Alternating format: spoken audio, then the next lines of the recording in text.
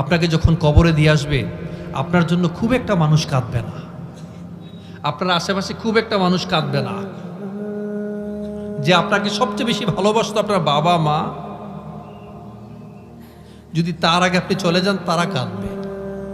আপনার পোশাক জড়িয়ে রাখবে, আপনি যে জামাটা গায়ে দিতেন, পাঞ্জাবে গায়ে দিতেন, এটা বাবা মা ধরে রাখবে।